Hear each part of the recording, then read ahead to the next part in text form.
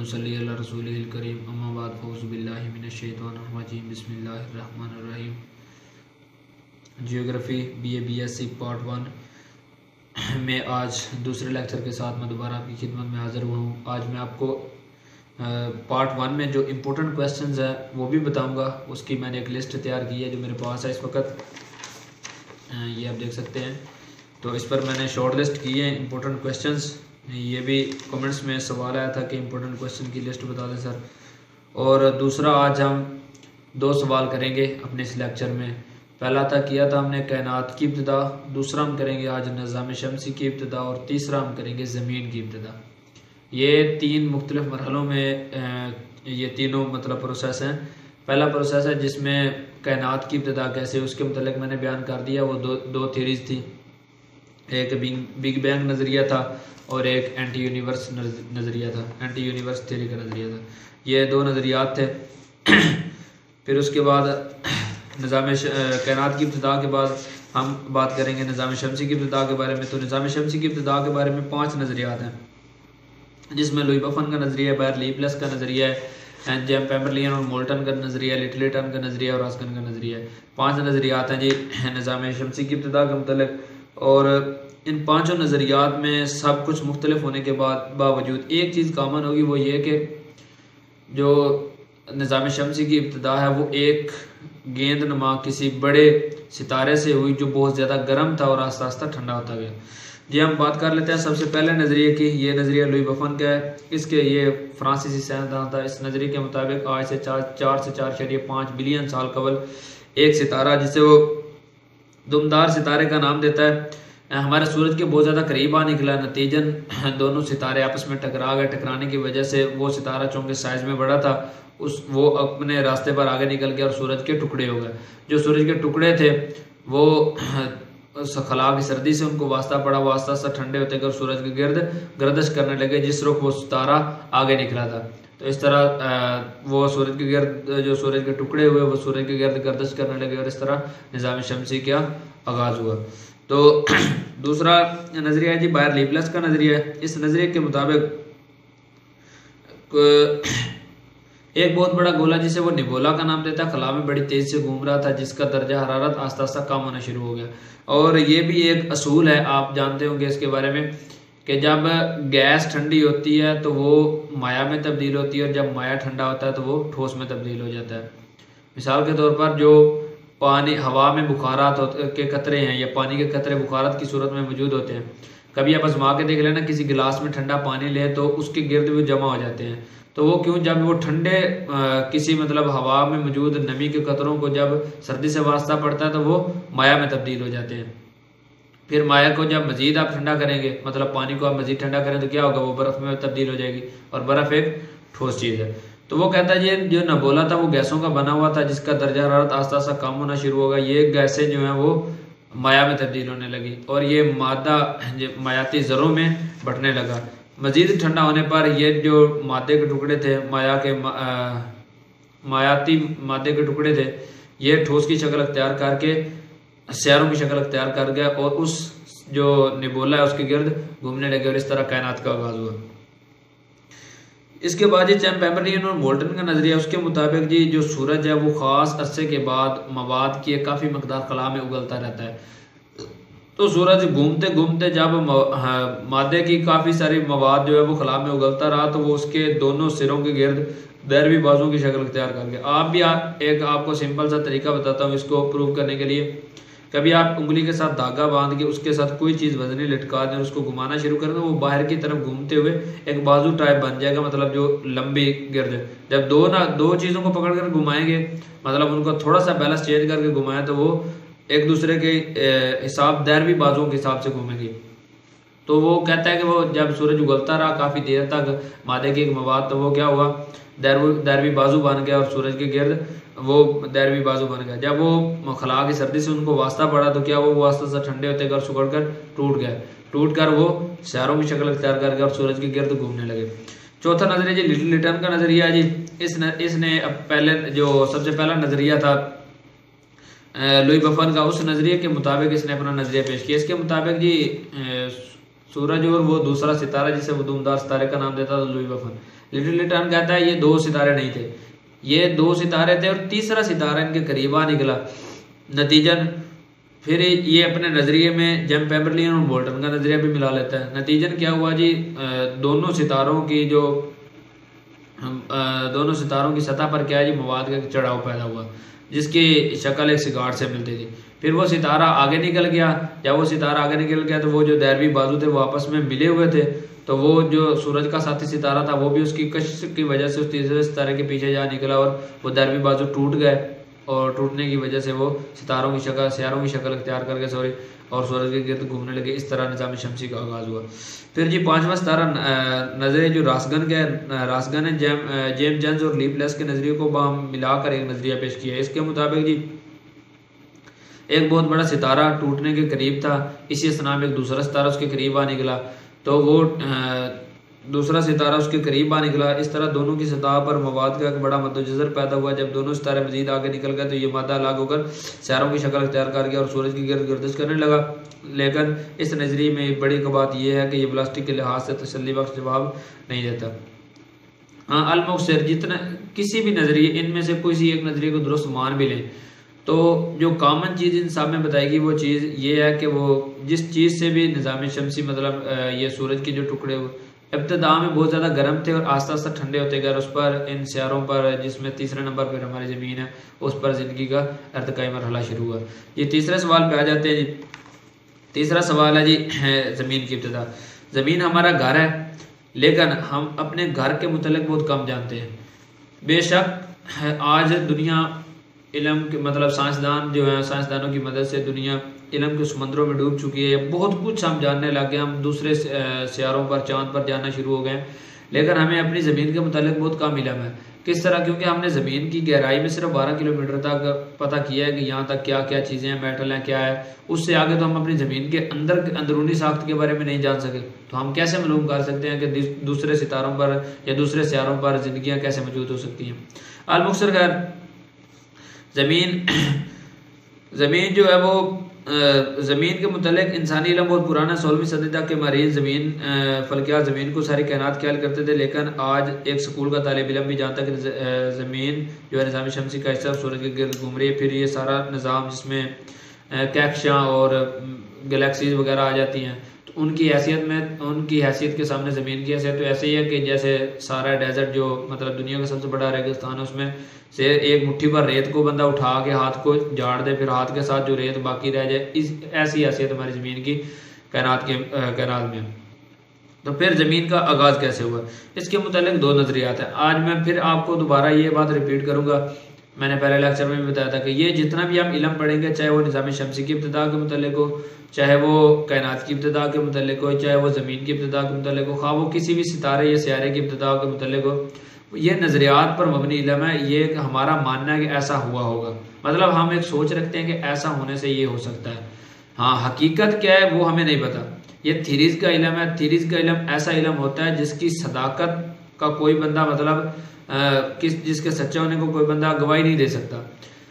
तो इसमें हम लोग भी अपना नज़रिया पेश कर सकते हैं, हम भी अपनी क्या सराई कर सकते हैं कि जी ज़मीन ऐसे नहीं ऐसे बनी होगी, ऐसे नहीं ऐसे बनी होगी। अलमुक्सर अगर आपको इस्लाम की रूह से कोई मुस्तनद चीज़ कुरान की मदद से या हदीस की मदद से मिलती है तो वो सच्ची है। कि अगर कुरान में कहीं लिखा है कि ज़मीन को अल्लाह ताला ने इस तरह बनाया तो बिल्कुल वो सच्चा होगा, क्योंकि वो मुस्तनद इल्म है इसके बारे में। क्योंकि ये जो बातें कहते हैं जी आज से 4 बिलियन साल पहले या 5 बिलियन साल पहले तो इंसान क्या कुछ भी कायनात में मौजूद नहीं था, क्योंकि इंसान की जो तारीख हमें मिलती है या कब्र मसीह है या जो भी है हज़रत आदम अलैहिस्सलाम, वो हम ज़्यादा से ज़्यादा पीछे चले जाएँ तो हम 1 लाख साल पीछे चला जाएंगे, मैक्सिमम 1 लाख साल पीछे चला जाएंगे, उससे पीछे तो हमें इंसान की तारीख ही नहीं मिलती है। तो हम जब इंसान की तारीख भी हमें नहीं मिलेगी तो हम कैसे पता कर सकते हैं कि ज़मीन का आगाज़ कैसे हुआ। हाँ, अलबत्ता हमें पढ़ना तो ज़रूरी पड़ता है। इसके मुतालिक मतलब नज़रियात में से हम किसी एक नज़रिए को फ़र्जी तौर पर मान सकते हैं कि जी हाँ ऐसे हुआ होगा। ये ज़मीन के आगाज़ के मुतालिक 2 नज़रियात हैं, एक नेबुला का नज़रिया और दूसरा नोवार सितारे का नज़रिया। नेबुला का नज़रिया जो है वो फ्रांसीसी साइंसदान लपैरस ने पेश किया। इसका ख्याल है कि ज़मीन का आगाज़ एक ऐसे बाल से हुआ जो गैसों का बना हुआ था, जिसे वो नेबुला का नाम देता है। ये नेबुला खला में बड़ी तेज़ी से घूम रहा था, इसका दर्जा हरारत कम होना शुरू हो गया। जिन गैसों से बना था वो आस्ता आस्ता सिकुड़ने लगी और गैस से माया में तब्दील होने लगी और ये मादा मायाती जरों में तब्दील होने लगा, क्योंकि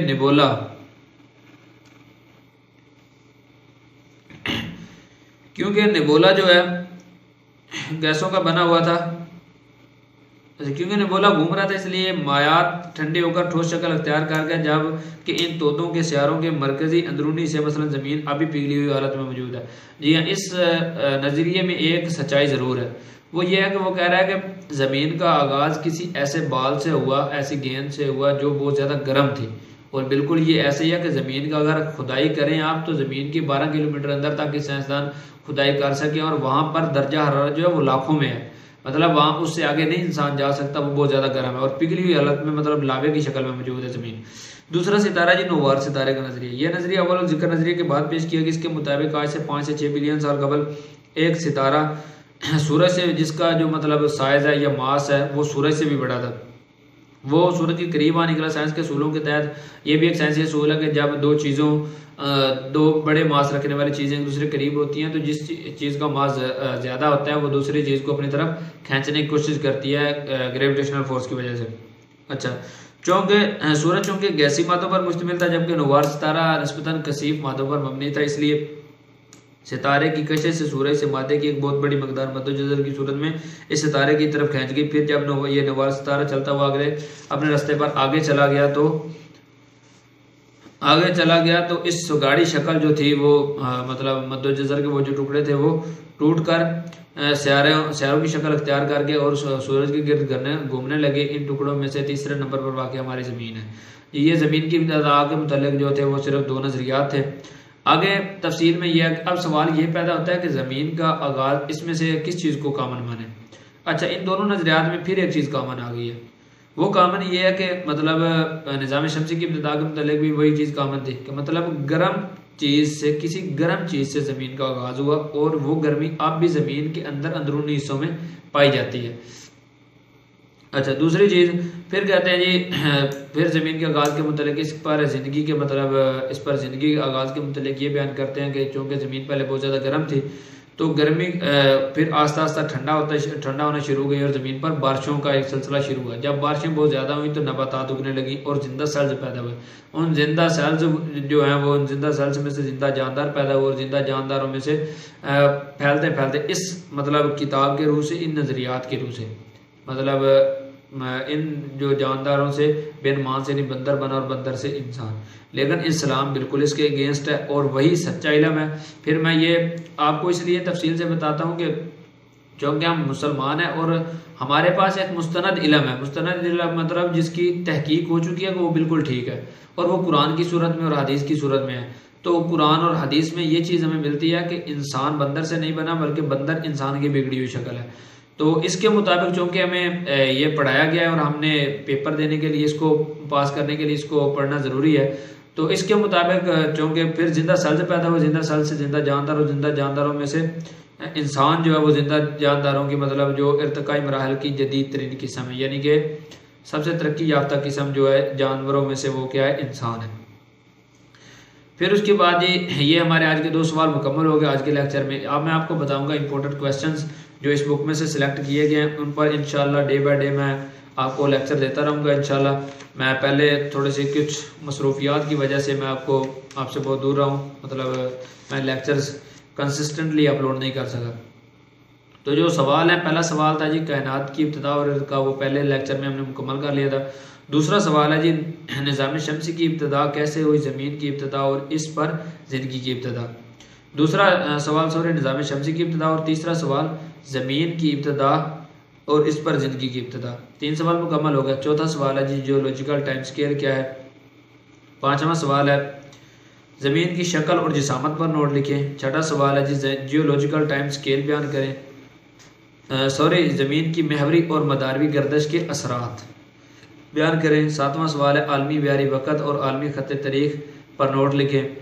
जी हाँ, ये 7 सवाल आगे मैं आपको सवाल बताता हूँ। इन सवालों के दरमियान मुझे आपको इम्पोर्टेंट बात भी बतानी थी, वो ये है कि इससे अगले जितने भी सवाल हैं उसमें मैं आपको ट्रिक्स भी बताऊँगा कि इस तरह अगर आपने याद करना है तो आपको बहुत ज़्यादा अच्छे तरीके से याद भी हो जाएगा और आपके कंसेप्ट भी क्लियर हो जाएंगे। मतलब अगर आपको अमली ज़िंदगी में किसी चीज़ से वास्ता पड़ता है, अगर वो ज्योग्राफी के अकॉर्डिंग होगी तो आप उसको साइंटिफिकली प्रूव कर सकेंगे। ये थीरीज का इल्म था, इसमें कोई गुर बताने वाले नहीं थे कि मतलब जिनको इख्तियार करके आपको जिन पर चल के मतलब आप आसानी से किसी चीज़ को याद कर सकें। ये तो वैसे भी कहानी टाइप था, मतलब इसको आप एक बार सुनेंगे तो आपको अच्छे तरीके से याद हो जाएगा। हाँ, अगले जितने भी लेक्चर होंगे उसमें जो मतलब प्रैक्टिकली प्रूव करने वाले होंगे वो मैं आपको डायग्राम्स की सूरत में डायग्राम की मदद से बताऊंगा कि ये इस तरह मतलब ये ज़मीन की महवरी करदा है, मदारवी करदा है, इसके ये असरात है, वो आपको मैं इंशाल्लाह तफसील से बताया करूँगा। और उसमें ऐसी ट्रिक्स आपको बताऊँगा जिसको अख्तियार करके आपको बिल्कुल रट्टा लगाए बगैर आसानी से हर चीज़ याद हो जाएगी। 7वां सवाल था ये आलमी म्यार वक़्त और आलमी खत्ते तरीक। फिर 8वां क्वेश्चन है जी कुर्रा हवा की तरकीब और कुर्रा हवा की साख्त। 9वां क्वेश्चन है जी कुर्रा हवा गर्म कैसे होता है और इसके ज़मीन पर असरात क्या हैं। 10वां क्वेश्चन है जी ग्रीन हाउस इफेक्ट और आबो हवा क्या है। 11वां क्वेश्चन है दर्जा हरारत की अमूदी तकसीम। 12वां क्वेश्चन कुर्रा अर्ज पर दर्जा हरारत के मंतके क्या हैं, तफसीलन बयान करें। हाँ, एक चीज़ और भी मैं आपको तफसील से बताना चाहता हूँ, वो ये कि ये जितने भी क्वेश्चन मैं आपको बता रहा हूँ ये पाकिस्तान भर में जितनी भी यूनिवर्सिटीज़ हैं जिनमें जियोग्राफी का सिलेबस पढ़ाया जाता है, बल्कि यूनिवर्सिटी में तो हर यूनिवर्सिटी में मतलब जियोग्राफी का सिलेबस होगा, तो उन सब के मैंने शॉर्ट करके ये मतलब उनको एक एक पेपर उनका पिछले 5 सालों के चेक करके देखे हैं, उनमें से ये सवाल कंसिस्टेंटली रिपीट हो रहे हैं। मतलब इन सवालों का अख्तियार करके आप, और जो जीसी यूनिवर्सिटी फैसलाबाद है उसमें तो 100% इन सवालों में से कहीं जो मतलब पेपर बनाने वाला है वो कहीं दूर जा ही नहीं सकता जी। उसके बाद ये 13वां क्वेश्चन है दर्जा हरारत की उफ़क़ी तकसीम पर असर अंदाज होने वाले अवामिल। 14वां सवाल है जी हवाई दवाओं के मुस्तकिल हल्के। 15वां सवाल है जी सियारवी हवाओं से क्या मुराद है, इनकी अक़साम। 16वां क्वेश्चन है जी रेजिश की अक़साम, इस रेजिश से क्या मुराद है और बारिश की अहम अक़साम। 17वां क्वेश्चन है जी मानसून की हवाओं से क्या मुराद है, मौसम सरमा और मौसम गर्मा की मानसून हवाओं के मुतल्लिक बयान कर। 18वां क्वेश्चन है जी चट्टानी मवाद का शक्ली बहाव बयान करें और मवाद की हरकत की अक़साम बयान करें। 19वां क्वेश्चन है दरिया वादी की तकसीम पर नोट लिखें। 20वां क्वेश्चन है दरिया के तकरीबी और तामीरी नकूश बयान करें। 21वां क्वेश्चन है जी कास्ट टोपोग्राफी क्या है, इसके लिए साजगार हालात बयान करें फिर और इसके अहम नकूश। फिर 22वां क्वेश्चन है जी ग्लेशियर की तारीफ करें और इसकी हरकत पर असर अंदाज होने वाले अवामिल बयान करें और ग्लेशियर का तकरीबी अमल बयान करें। 23वां क्वेश्चन है ग्लेशियर के तमीरी और तकरीबी नकूश बयान करें। 24वां क्वेश्चन है समंदर की तारीफ करें, दुनिया के बड़े बड़े समंदरों के मुतल्लिक बयान करें और समंदर की फर्श की बनावट पर भी नोट लिखें। 25वां क्वेश्चन है जी समुद्री मद्दोजज़र बयान करें। 26वां क्वेश्चन है बहरे राहों से क्या मुराद है, इनकी अक़साम और तख्लीक की वजूहात बयान करें। 27वां क्वेश्चन है जी बहरे ओकियानूस की रोएं बयान करें। 28वां क्वेश्चन है जी बहरुल कहल की रोएं बयान करें। 29वां क्वेश्चन है जी बहरे हिंद की रोएं बयान करें। 30वां क्वेश्चन है जी हवा की तारीफ करें, हवा के तकरीबी और तामीरी नकूश बयान करें। फिर है जी 31वां क्वेश्चन है सॉरी जलजला की तारीफ करें और जलजले की लहरें और वजूहात बयान करें। और 32वां क्वेश्चन है जी कोपन की आबो हवा का निज़ाम तफसीलन बयान करें। ये जी मुकम्मल हो गए हैं क्वेश्चंस की लिस्ट, जो मतलब मोस्ट इम्पोर्टेंट क्वेश्चन थे पाकिस्तान भर में मौजूद तमाम यूनिवर्सिटीज़ जहाँ पर जोग्राफिया पढ़ाया जाता है।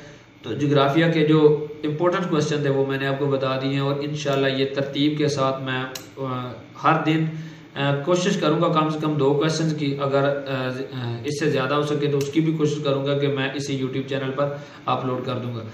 तो आप लोगों से दरख्वास्त है कि किसी किस्म का कोई सवाल हो, ये मैं आपको इसलिए नहीं कह रहा कि मतलब मुझे अपने चैनल के लिए रेपुटेशन चाहिए, कुछ भी नहीं, मैं आपकी भलाई के लिए कह रहा हूँ और इससे मेरा भी फ़ायदा हो जाएगा। हाँ, आपको किसी किस्म का कोई सवाल हो लेक्चर के अकॉर्डिंग तो वो मुझसे आप दोबारा पूछ सकते हैं कमेंट के थ्रू, और साथ में डिस्क्रिप्शन में मैं अपना मतलब एक नंबर भी ऐड कर दूंगा, वो जो नंबर उस नंबर पे आप व्हाट्सएप सिर्फ लेक्चर के हवाले से आप मुझे कोई भी चीज़ पूछ सकते हैं। अपना नाम बताइएगा और नाम के साथ मतलब अपनी क्लास, या इसके अलावा अगर आप अपनी मर्ज़ी का कोई किसी क्वेश्चन पर पहले गिरफ्त मुकम्मल करना चाहते हैं तो वो आप मुझसे पूछ सकते हैं, मैं उस पर पहले वीडियो बना के अपलोड कर दूंगा जी। और किसी किस्म का कोई मतलब कोई आपको किसी किस्म का। और ये दूसरी बात मैं आपसे ये करना चाहूँगा कि ज्योग्राफी से हट के आपको आपकी ज़िंदगी में किसी किस्म का कोई मसला है जिसका मतलब बुक के